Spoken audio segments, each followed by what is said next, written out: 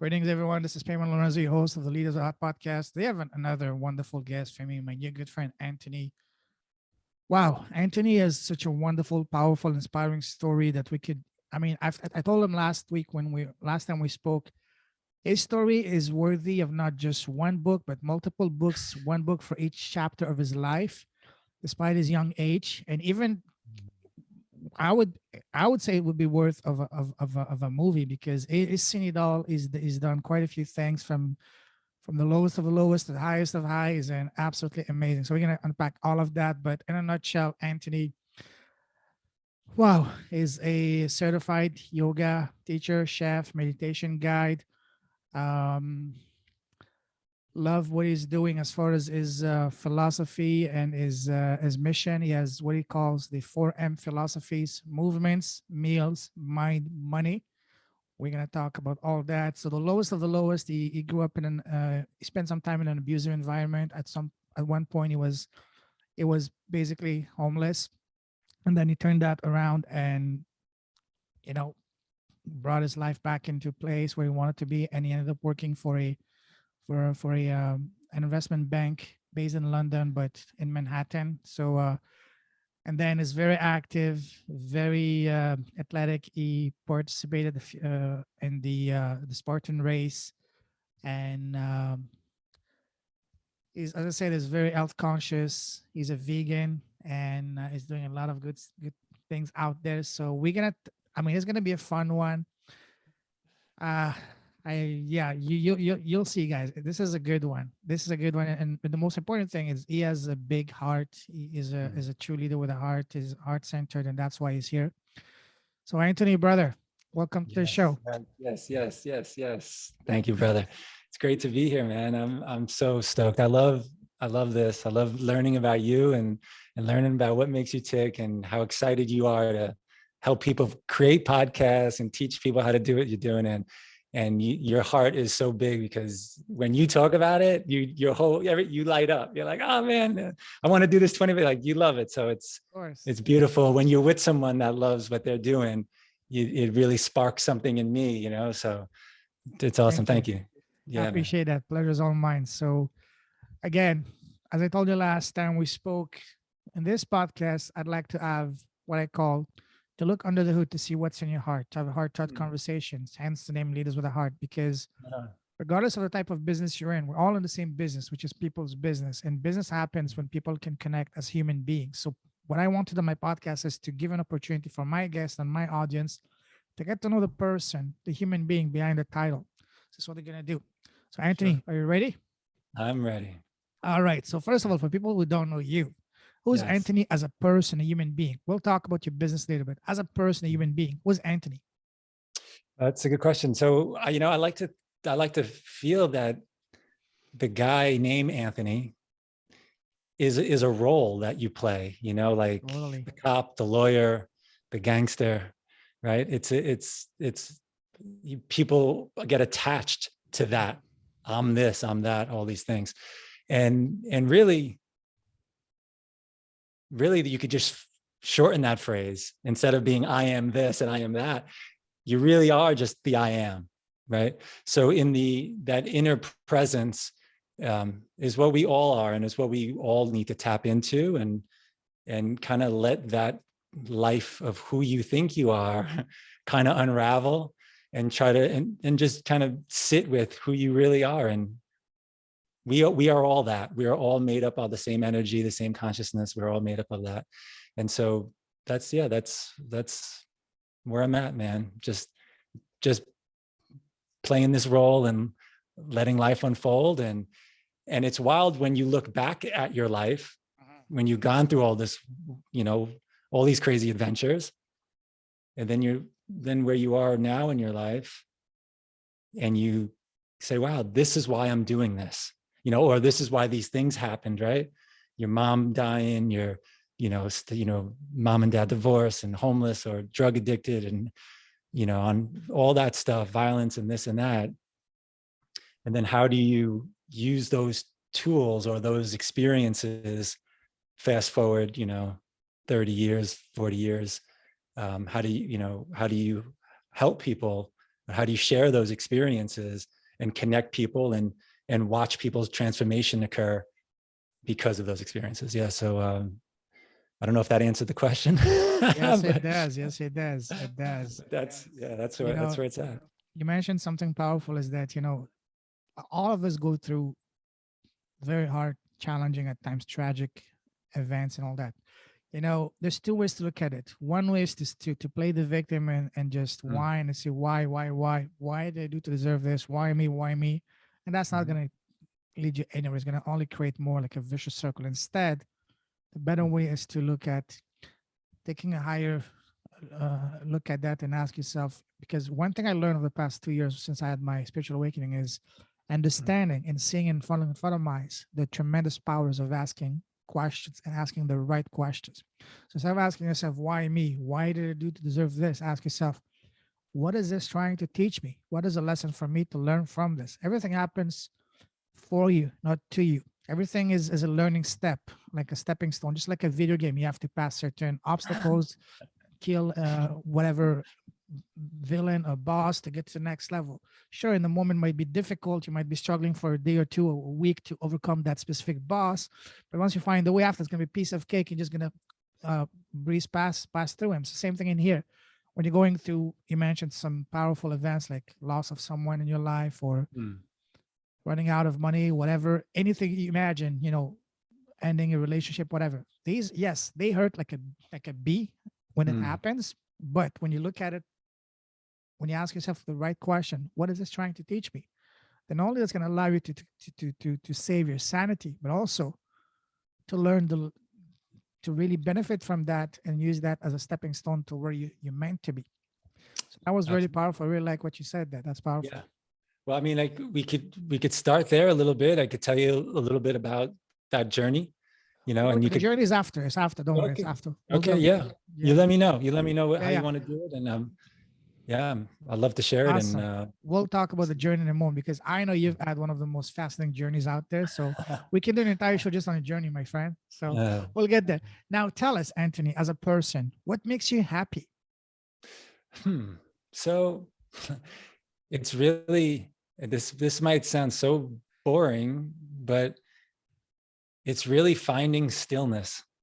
Mm, And there's a happiness that bubbles up when I'm just still and quiet.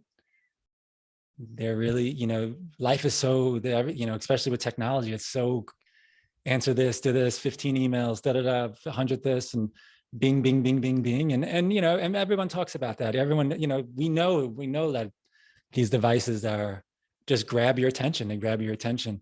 So we're constantly focused on this exterior attention. So when we focus inside and really sit in that stillness and quietness, you could feel like the body creates this like cocoon, and it just it vibrates more and more and more and more and more and more and more. And it's just really easy to drop into that real quietness and stillness. And then from there, you that's where there's this bubbling up of happiness and blissfulness and all of these real who you really are is just within you. And and every teacher and religion and book, and they all point you to that, right? They all point, the kingdom is within, right? That's a very, very famous totally. one. So yeah, man, that's where I find my happiness. Awesome. Is that a final answer? Yeah. Yeah, Once, definitely. twice, Definitely. sold. Okay, good. Well, yeah, I mean, like I'm in Vermont right now. We're Yeah. covered with snow. People Oh, want to go same here. snowboarding and skiing, and you'll hear like snowmobiles going through the forest and stuff. People are finding their happiness. They're loving it. They're Exactly. doing it. They're Exactly. stoked. And so to say, oh, sitting still and being quiet, that's where I find my happiness. It's people are like, well, dude, I jump out of planes. I do that, like way cooler stuff and way more fun. But that is the final answer, man. But speaking of that, isn't happiness the ultimate thing that we are all chasing in some way or form or shape? Yeah, but that's the whole thing, is the chase, right? Mm. So when I mean, that's why people go into businesses and do all these things. It's when I get this, and you could fill in the blank, then I'll be happy. when I get the new girlfriend, when I get, all these objects, the new car, the new promotion, when I'm CEO of the largest health, wealth, and wellness online service in the world, then I'll be happy. Like that's part of the illusion, I believe. It's, that's part of it. So happiness is within. Totally. That reminds me, I'm sure you've heard of this analogy that I first read about it in one of the first books by Rich Dad Poor Dad way back 15, 20 years Robert. ago. Yeah, he's About great. He was Great telling book. a story about there was this wealthy American businessman on vacation in a small, coastal village in Mexico with a fisherman. He was looking at the fisherman. He was happy, chilling, was getting maybe one or two fishes. I He love was this story. chilling. And the American was just happy, just enjoying life with his family. And the American said, why not getting more fish? Well, that's all I need. Okay. Why don't you get a bigger boat?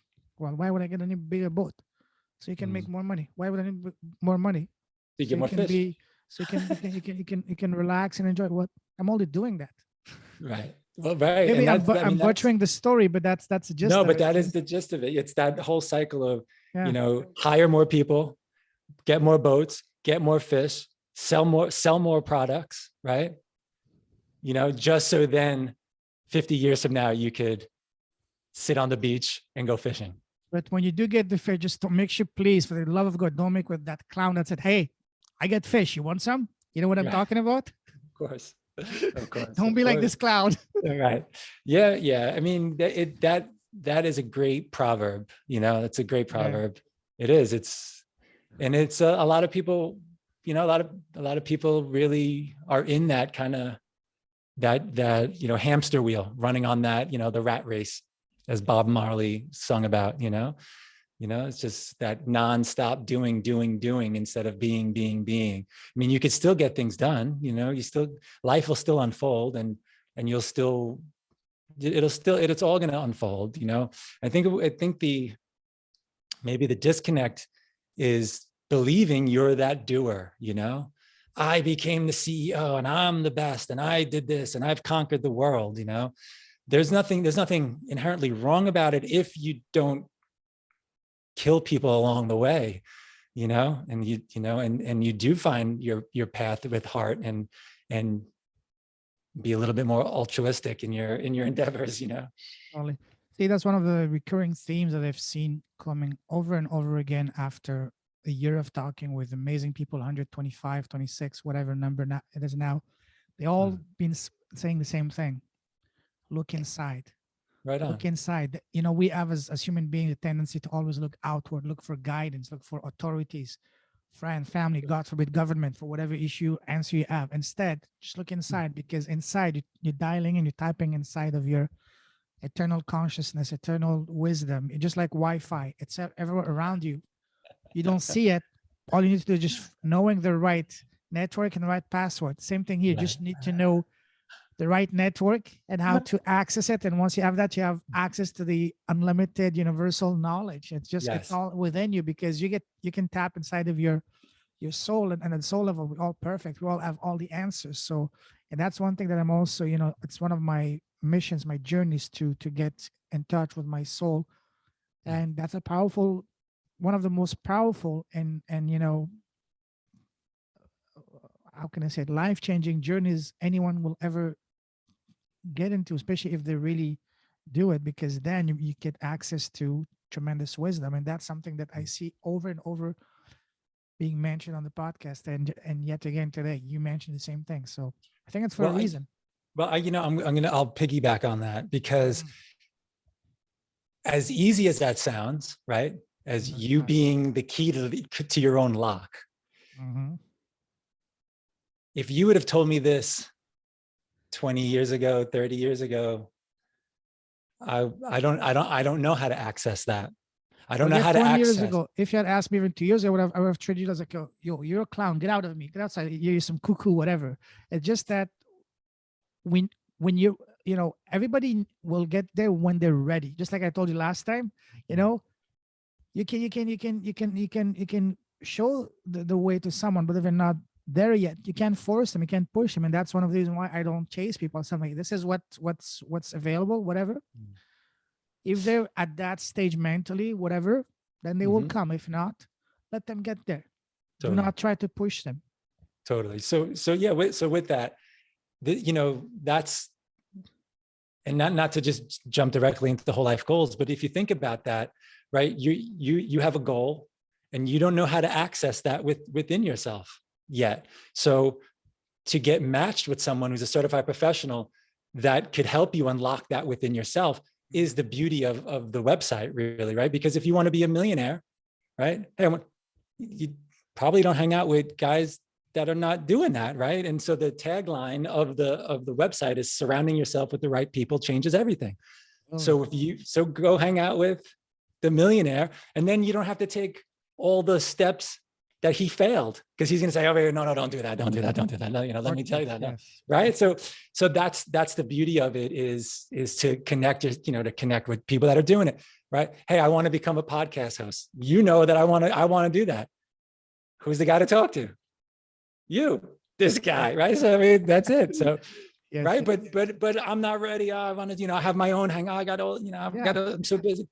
But so exactly what you just said, man. You're like, when you're ready, here's my email, hit me up, right? So Absolutely. No, and that's when you realize, not just realize, once you actually implement that into your own life, then everything becomes so much easier. A lot of 90% of all the stress in your head just goes away, and you just become zen. You start floating almost. You know what I mean? I don't know if your screen can see my hands, but exactly. yeah. I mean, it's, you still have to be grounded in Oh those yeah. things. And to go back to the site, movement, meals, mind, money. When you find balance or harmony in those four areas, you do just think, you're 50 grand in debt. Mm. That thought, Oh yeah. just sucking the energy out of you, Oh because yeah. as you're going through your daily life while you're eating, shit, it's your mind is going there, and it's just deflating you. So but when you have harmony in those four areas, when you're moving well, you're working out, or you just told me how many push-ups you did just now. How many did you do? I just did 4 sets of 80, so 320. 320, right? So you do the push-ups, your heart's beating, the endorphins are they're popping off, all these dopamines and serotonins, all these, right? So you feel good about yourself, and then you're bringing that into the world. So it really does start with you, within yourself. And that's just one area. That's just the movement part of it, and all the great benefits that come with movement. And we already talked about feeding your diet, right? We talked about it prior to this. We'll get into that No, because but you know what I'm saying? Like, absolutely. That's a yeah. fascinating principle. I really want to, I told you we can do an entire episode just on that, because it would really be worth it. And we may do that. So yeah, cool. so just hold that thought for a few minutes. We're gonna dive into that deeper than you can imagine. So now let me ask you now this question: what makes you smile as a person, as a human being? Yeah, it's really from finding your purpose. And it's that sense of knowing. It's a sense of knowing and also not knowing, right? It's a sense of knowing and not knowing, or I think it was Lao Tzu, the Tao Te Ching of, it's like the one that knows doesn't speak, right? And the one that speak doesn't know, it's something like that. But as you're doing a podcast, unless this was a thing that we're just going to meditate and just be in each other's presence and sit silent, I'm down to do That that. could be an amazing idea for a podcast, I'm in. I love it. But just, you ready? You ready? Ready, payment? All right, cool. And then we just zone in. 5 minutes of that, pure bliss. All right. Yo, I love that. 5 minutes, absolutely. And then that could be your podcast. Everyone that's listening, everyone gets to sit still, is in silent together. And, jokes aside, that would be an amazing one. Seriously. Yeah, I heard Tony Robbins does that. He's the go guy, right? He psychs everybody up. He's got an auditorium of 100,000 people, and now he incorporates, a couple of minutes of meditation at the end. Sit silent and buzz on that. So, have you heard of the serving circle? Yes, Tyson Sharp. because of you. Yes. But you sent me an invite. Yo, check this guy out. He's incredible. And I believe that I went there, and I think I already clicked to be in, and then you sent the link. But either way, yes, from you, absolutely. That's what he does every. I mean, they have a weekly, call. It's actually on Tuesdays tonight at 7 p.m. Oh, Eastern. If you're very available, cool. just join in. That's what he does. Okay, The first 5-10 minutes is just everybody quiets and meditation. perfect. Yeah, it And gets after settled. that, yeah, it puts you in the right mood. So love that. So highly recommend not only to you, but anyone who's listening here, if you want to surround yourself with amazing, heart-centered entrepreneurs who are all about helping, serving others, and having beautiful impact out there. That's a community. This serving circle, Tyson Sharp. Very So cool. yeah, awesome. Now, see, we haven't even started. I barely asked you 3 questions, and we all did like 20 minutes, and that's amazing. I love this kind of conversation. We can go so deep. That's beautiful. Now, let me ask you. On the other, we talked about happiness and smiling. On the other Okay. side of the spectrum, tell me, what makes you sad and angry? So I will. So does it make me angry? Definitely. I've always felt pressure. I'll use that word, right? And then when that pressure happens, when that pressure builds within, right, then the tea kettle screams, right? So if I'm running late, if there's, and I don't know if it's, maybe I'm, what's that word? Dyslexic or something, but there's, if like, all right, I got to be on this podcast, but but I'm an hour away and I can't make it, and I don't want to let anybody down, and it's all of those things. It's like so like there's a sense of shit so that, and then the other thing is technology. When something doesn't work in the moment, right, you're like, oh, I'm going to do this podcast or whatever, and the microphone doesn't, right? And it's not that it gets upset, but maybe it ties back to that same thing is, well, I don't want Lorenzo to be waiting, like, so maybe it's a combination of those things. But last night, got the remote in my hand, and I was about to listen to a talk by Robert Adams, Robert Adams. It was Ramana Maharshi or Robert Adams, but I think it was Robert Adams. And I went to go shut the TV off, and the button didn't work. And it got to the point where the voice in my head, and thank God the voice is back, the voice that is like, hey man, it's no big deal. All you gotta do is get up and unplug it or whatever, figure it out, right? Growing up, I used to have that voice, but then I drowned it out with alcohol and drugs and everything else. But now the voice is back, man. And so it gave me the opportunity to notice what was arising within myself, what that flare up that was, or what I used to call my New York personality. Someone bumps into you, you want to immediately turn around and be like, you stepped on my shoes, man. What you doing, brother? So like talking to my name is Tony. Speaking of Tony, my uncle Tony said, man, I've been in therapy for 30 years, and I can't, it's in me. It's who I am. And I can't, I react. And he's been living in California, he was a monk, and he's a 6th-degree black belt in Aikido. And he's amazing human being. And he's done his own work, but he's like, just like that, maybe it's just not, he's that's Italian and that's normal. That's natural. Yeah. That's natural. That's Tony part of De the Palma. DNA. God Sorry, bless what, him. Tony, what? De Palma. Oh, Tony De Palma. Oh. Like the name, yes. All right, cool. Awesome. So speaking of names, do you go by Anthony, Antonio, or Tony? So my grandfather was Tony, and obviously my uncle Tony, and I have always gone by Anthony. And growing up in my neighborhood, everyone calls each other by their last names. Oh yeah. And even though my last name is Irish, I'm 25% Irish. My mother, De Palma, is 100% Italian, and my mother and my father is 50-50, 50% Italian, 50% Irish. So I'm 25% Irish. My last name is Irish, and it ends in ER. But as you know, in New York, we don't use ERs. Everything becomes an A or a value. So it's water, like, so my last name was always Cotter. So even though it's Cotter, but it's Cotter. So it sounded Italian. It sounds Italian in the neighborhood. Yeah. Ah, che cazzo dici, Coterro? Che cazzo. Sorry for whatever. Nobody heard it. YouTube, please don't ban me. They won't know. They won't know what you said. All right, cool. Okay, awesome. That's amazing. Wow. Now, tell us, what scares you? Huh. That's a good one. Other than Uncle Tony. Yeah, he's tough. He was a detective, everything. He's a tough guy. What scares me?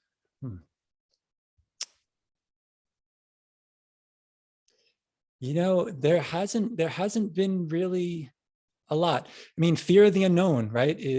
I think is the ultimate, not knowing, because even as wild as life gets, and there's all these theories of what's going to happen, right? Ebola, hole in the ozone layer, chemtrails, like there's so much, right? COVID. All of this stuff. So it's the perceived fear of the unknown. And as much as you could prepare, I would, maybe it's that, maybe it's just not knowing. But so what I'm saying is, I don't know. So what is really fearful? What am I really scared of? Just being okay with not knowing kind of eases that. So my final answer would be probably the fear of the unknown, but the practice has been to be okay with what is. Okay, cool. Awesome. Now, what would you say is your number one personal superpower? Oh. Superpower would be, I am a connector. So really connecting to, it's a superpower that, man, it lights me up. It feels so good to connect somebody. They go on that journey, the healing journey, the transformation occurs, and then you get the feedback. And then so maybe it's the ego, but whatever it is, it's like, it's like there is a superpower in that it just feels so good, that this person feels so good. And how do I get more of that? It's like seeing that homeless guy looking for $20 or $5 or $2 or a nickel, whatever. You're paying for that good feeling. You give that money, he's oh wow, $5, $10, right? He's stoked. And then that opens up in your heart, and you're like, so you just paid for me. You don't have to give him money. You give him apples, you can give him banana, whatever. But that feeling of giving and sharing, really, that's what the connecting is. I'm sharing this book. I'm sharing this documentary. I'm sharing another human being. Oh, you got to go talk to Payman. This guy's fantastic. Just sharing that. That's that's powerful. Super. Love that, because it's all about that. It's all about impact. It's all about, making a difference, because, what is money at the end of the day? Money is just more than just an exchange of value. That's what we do on a daily basis. You go to the store, you give your money, you get your good. Cool. Thank you very much. Have a nice day. But what if you were to add on top of the value, impact? That's when it becomes memorable. That's when people will remember you. That's when you will do that, make that person's day, week, and they will be talking about you. They will be, becoming a fan, an evangelist, and that's something that we can all do very easily by just adding a cost to our business. Even if you don't add a cost, just like Anthony mentioned very nicely, just doing something good to someone in need without any expectation in return. Absolutely. Sometimes we can do something that is doesn't take anything from us, doesn't cost us anything or very little money, but that can have profound, tremendous impact, in some ways even be life-changing for someone. Just a smile, or being an open ear, right? Someone is coming with you with suffering, and so they need to express, hey man, this is what's going on, and thank you for being here. And just be in that ear. You don't have to give them any advice. You just be that. Totally. Treat someone just with respect, dignity. Absolutely. Mhm. Totally love that. This is gonna be good, man, because we half an hour in and we haven't even finished even the introduction. But that's good. That's good. Relax. I'm zen. I'm sure you're zen too. All right, Yeah. awesome. Now I know you love traveling, right? Yes. What was the For very sure. first trip you took? Oof, man. Very first trip. I I mean, I don't really know, but I'm gonna say, I drove cross country across a couple of times. Um, I guess the first big trip was probably Japan. Oh, wow. Probably Japan. Even Mexico, but Mexico is right here. But yeah, maybe Japan. I'll say Japan was probably the biggest one. I don't know if it came first Tell or us not. about that because I love Japan. Tell us about Love that. Japan. Love Japan. Oh yeah. Forever. I'm true story. Got off the plane. I had a clothing line Oh called Pure wow. Form, and I was in, I'm in Manhattan, and I'm in these like little boutiques. There's like the skateboarding vibe was going on, and I was like, do these other stores. So A Life, Union, this company called Meme, all these really kind of graffiti street, really cool spots. A Japanese buyer came in, bought up all my stuff. The kid, God's child, was working at this store. He's like, yo, so and so just bought all your stuff. I guarantee you they're going to call you up and they're going to send, they're going to want you in Japan. Sure Wow. enough, a month later, I fly out there. I brought my friend who's a graffiti artist. He writes surf, SERF, and his girlfriend Rika, who's Japanese, and she's going to be my interpreter, right, to get this contract done. We land. I land in Tokyo, and I'm walking around, and I immediately burst into tears. Wow. Yeah, just being there, just being like I was just so blown away. I love Japan. I love it. There's something, just the culture, like you said, the Zen, the buildings, the architecture, just the energy of the architecture. It picks up energy, that architecture, and it puts out energy, and it blew me away. Japan. I've only cried twice. I've cried many times, but I've only cried twice being in a location. And Japan wasn't the first time. Going to California, going to Mount Tamalpais in Northern California, near San Francisco, in Mill Valley, Marin County. And when I got to that mountain, I used to sun gaze and stare at the sun doing this practice, and I burst into tears right when I got there. And Wow. it's known as in the Indians, it's called Mount Tamalpais, which means the lying lady. So when you look at the mountain, you could see like her legs and her hip and her Curves, shoulder and yeah. then the head. And the native Indian, the Americans used to bring their sick and dying on this mountaintop. And I learned that later, but there's just an energy there that Wow. really blew my heart open. So Oh Japan wow. and Northern California. Wow. Japan is indeed phenomenal. I wouldn't be surprised if you add a few past lives in Japan. I told that story. I've probably only told that story to 5 people. And that was the response of most of them. Wow, I wonder if there is some past life, and possibly, man, Have possibly. you considered talking to an hypnotherapist to dig into your past lives? Um, I haven't thought about that. No, I recently did talk to someone about whole life goals who's a hypnotherapist, and I'm really intrigued by the whole thing. I'm intrigued by everyone's healing modality and how they Yes. help other people heal. So that's where I'm at. But yeah, and I know you've done that recently, right? You Yes. 1,014 lives, 1,017. 1,734. Thank you. I remember you That's saying that. speaking of that, that's gonna be, so to speak, my, in a very modest way, a gift for Christmas for my community, because I'm gonna get that episode go live just on Christmas Day, because that's Very cool. special episode for a special day.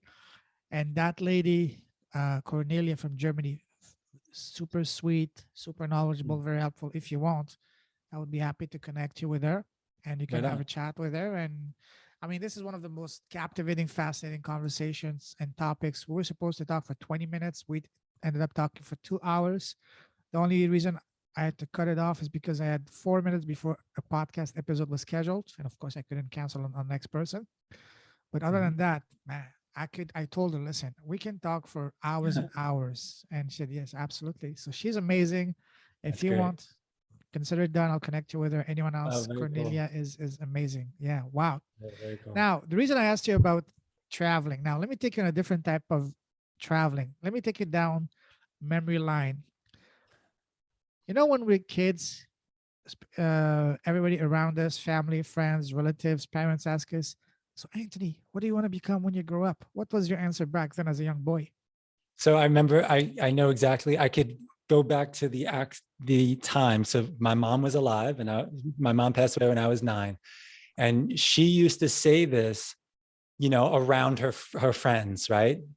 And I remember it was, I want to be a piano player and an artist. Because I Wow. like to paint, and I remember that hands down. Yep. So those are my first answers when I was a kid. Yeah, I had um,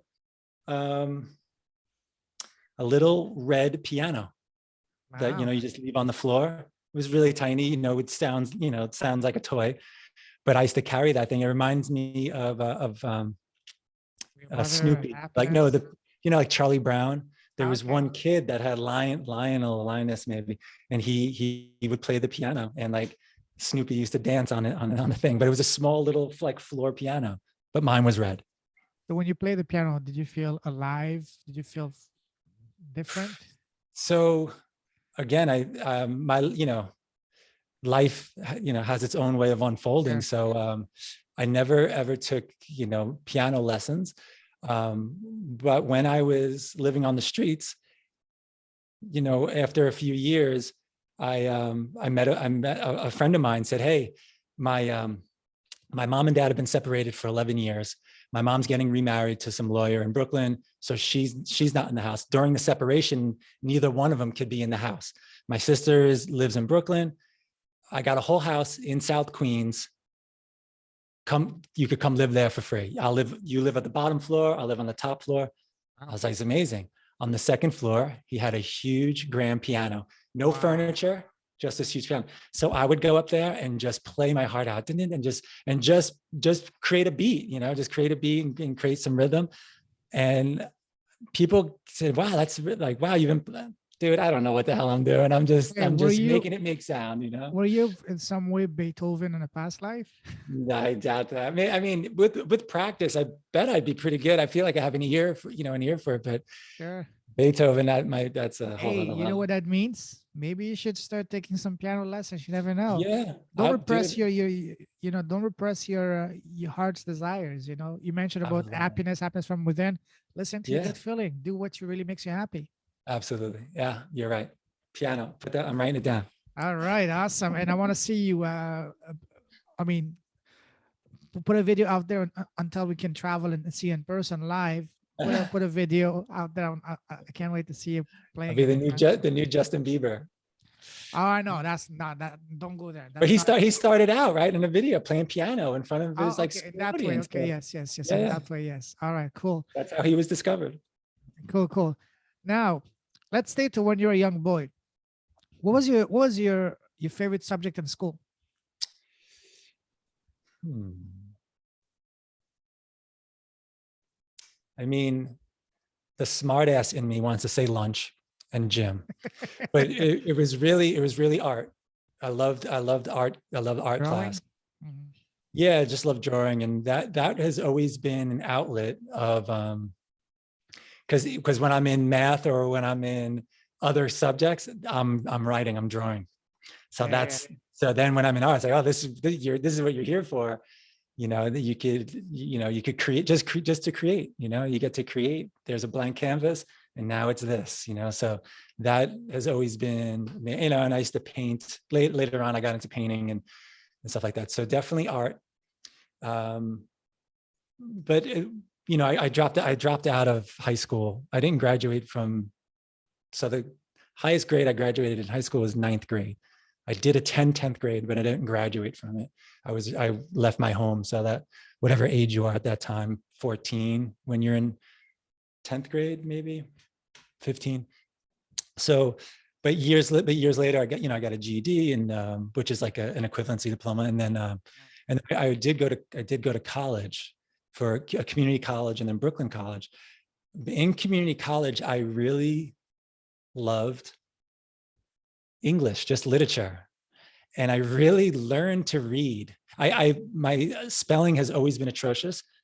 It's definitely gotten better with technology. Before there was texting, I couldn't spell. I couldn't, and I didn't do anything fast. But yeah, but even that, just to get, and then seeing it and doing it fast, because people are, and that got, I'm able to spell because of texting, for sure.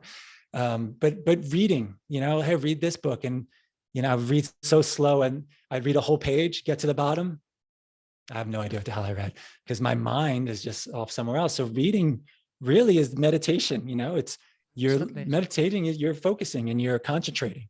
State of trance. And absolutely. And you go into this concentration where, video games, there's concentration and there's all these things happen, but it's so still, right? It's just a page with the, so it's just, there's something about reading that more people should read. Or maybe I'm just saying about myself, maybe I should read more.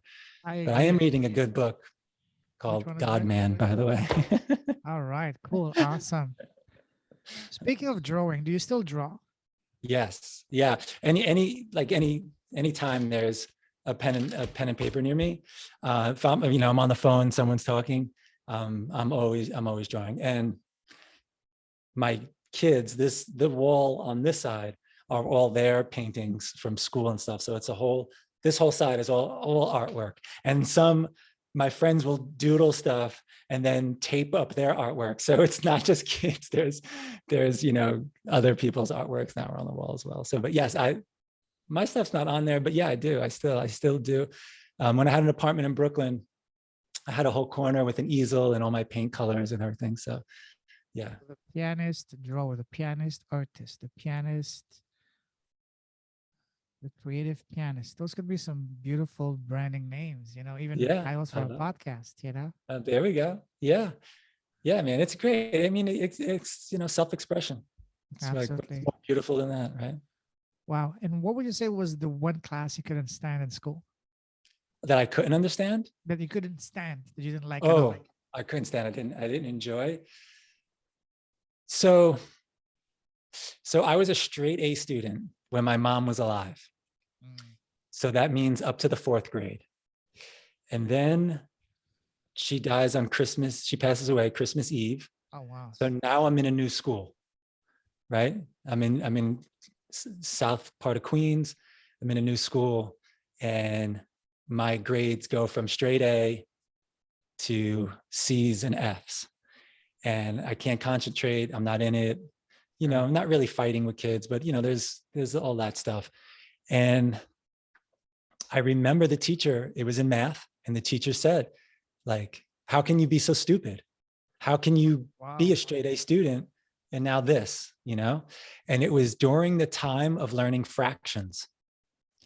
And to this day, I have a blockage. There's that thing, like, 1/4, 1/8, like, I could see it now. Now I could see it. And it's only because I have 2 children and they need help with their math. So I'm calling up my friend's mom and then this person and that person. Yeah, I'm with this, I'm with that, But by doing it over again, it came up in me. I'm like, wow, this is still there, So I would say there was a time when math was the best. And because with math, you get the right answer and you could check it and it's right.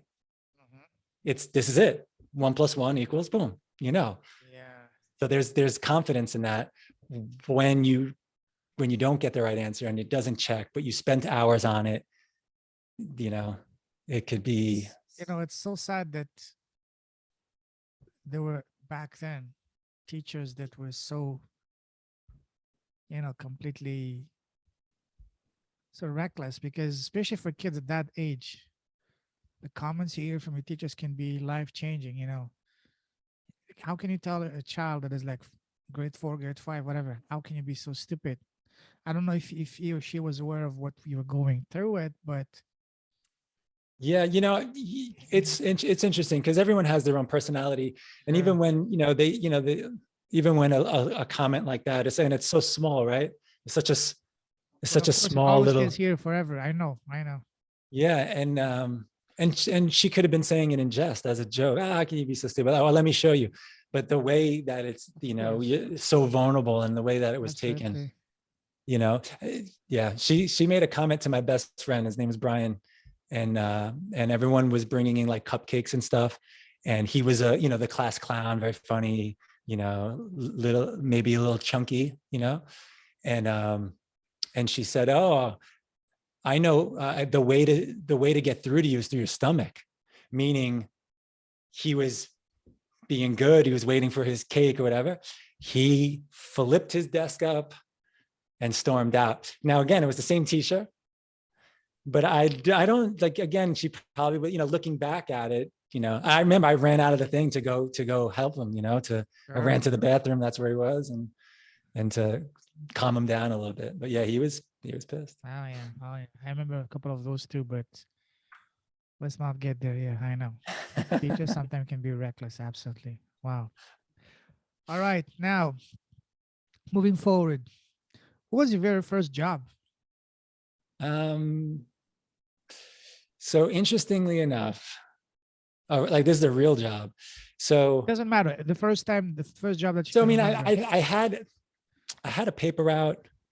My cousin who started Spartan Race, at one time, he owned a pool company. He used to put in pools, so construction pools, cleaning pools. So in the summers, I used to clean pools. So it was clear water pool service. Mm. So that was like a real job. My dad, Vietnam vet, very always self-medicated, so very deep into heavy drugs. He wouldn't be able to wake up in the morning.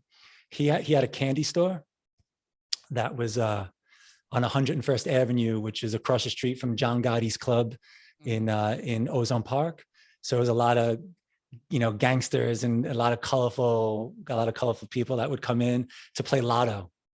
And my dad, if he was hungover or couldn't get up, he would give me the keys to open up the store. So I would take the bus. I would take 4 buses to high school, to John Adams, maybe 3, and then I would get off in 9th grade, and I would just walk to the candy store, and open up the candy store. So I stopped going to school to work.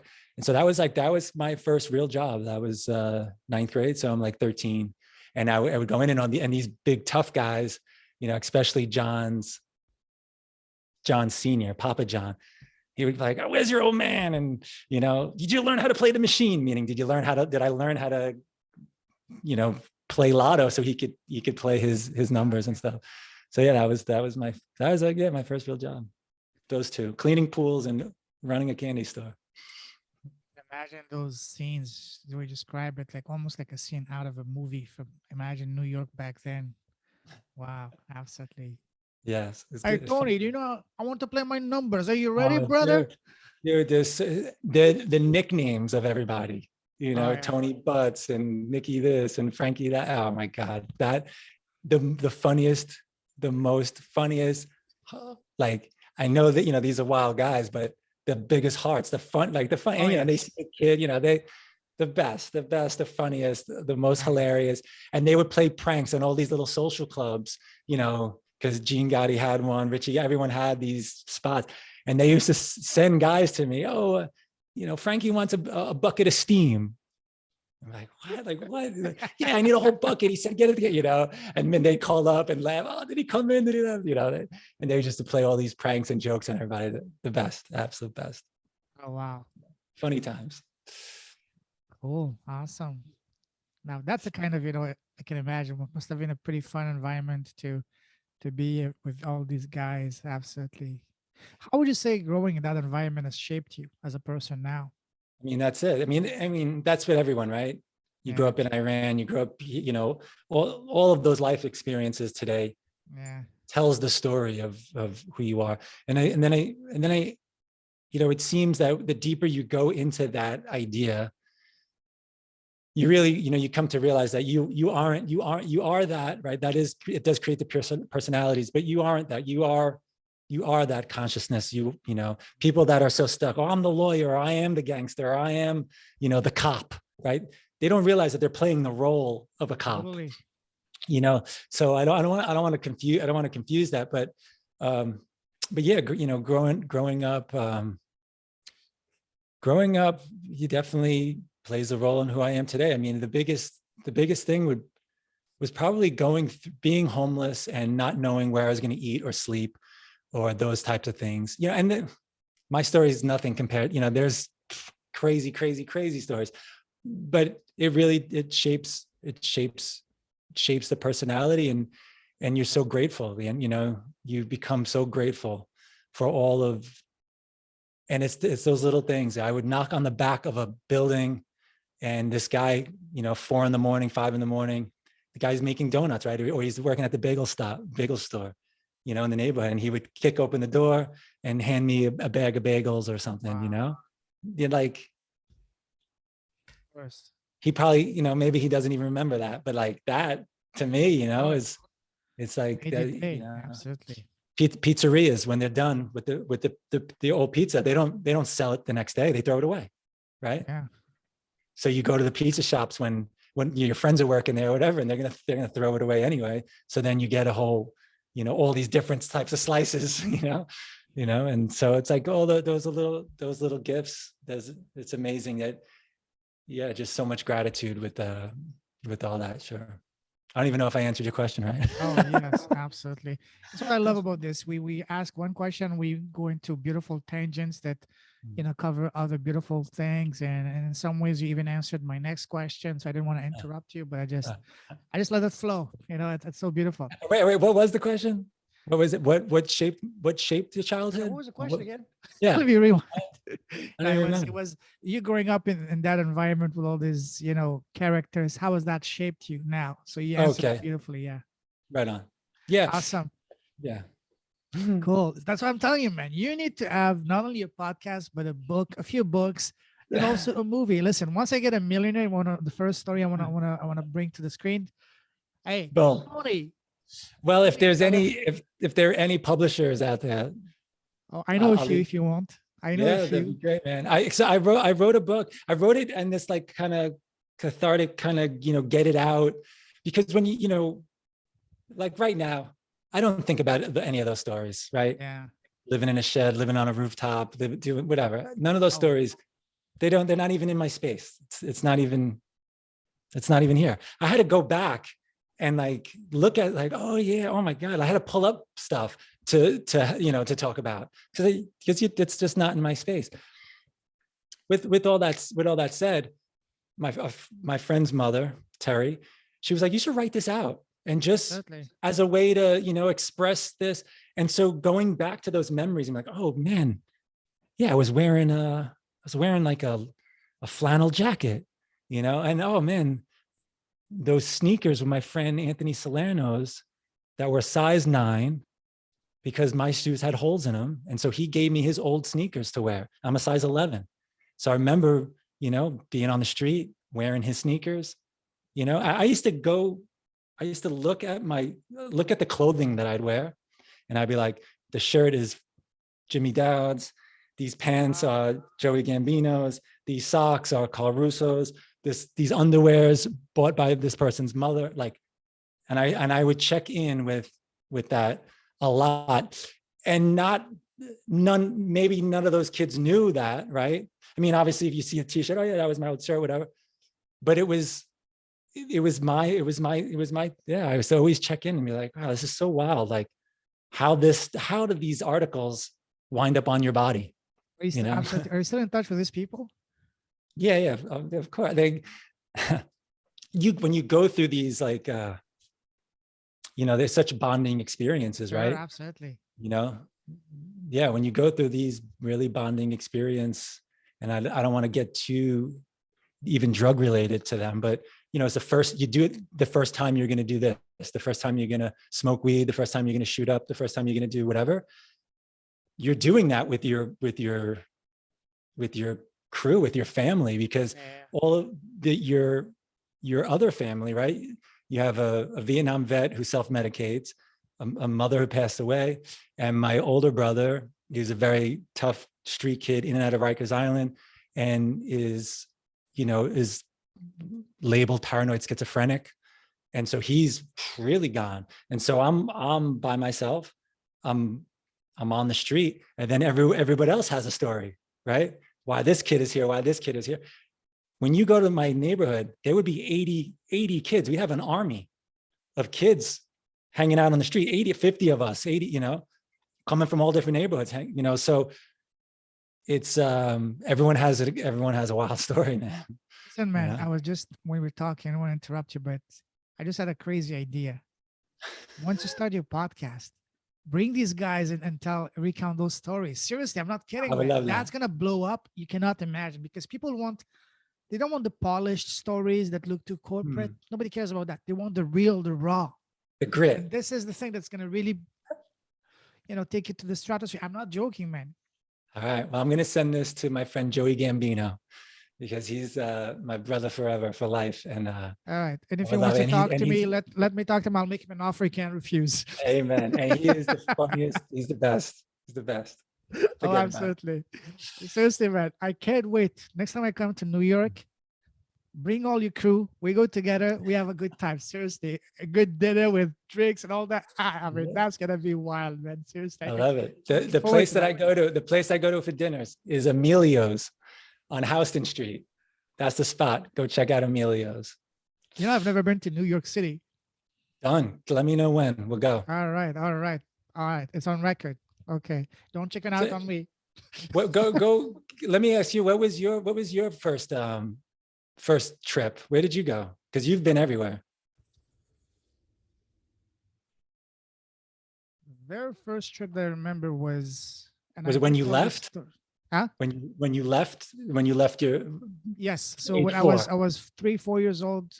Right. I was born in Afghanistan. My father was working in France because he studied in France, and that's when the Soviets invaded the country at the end of 79. I'm talking about early 80s. So imagine this: my mother with me, I was 4, my brother was 2, and my oldest sister was 28 days old. Wow. So we left everything in the house and all that. So we took one of those, what do you call it, smugglers, to take us across the border by land from Afghanistan to Pakistan, because of course they had confiscated our passport, because they knew that my father was in France, and if we had a passport, we'll never come back. So we had to pay a smuggler to get us. So here's the thing: during the day, we had to hide in caves and places like that, and at night, we had to walk in the deserts, because if you get caught by these mujahideens or whatever, they will make it rain on you, and not money, but something else. Can you imagine your parents, though, right?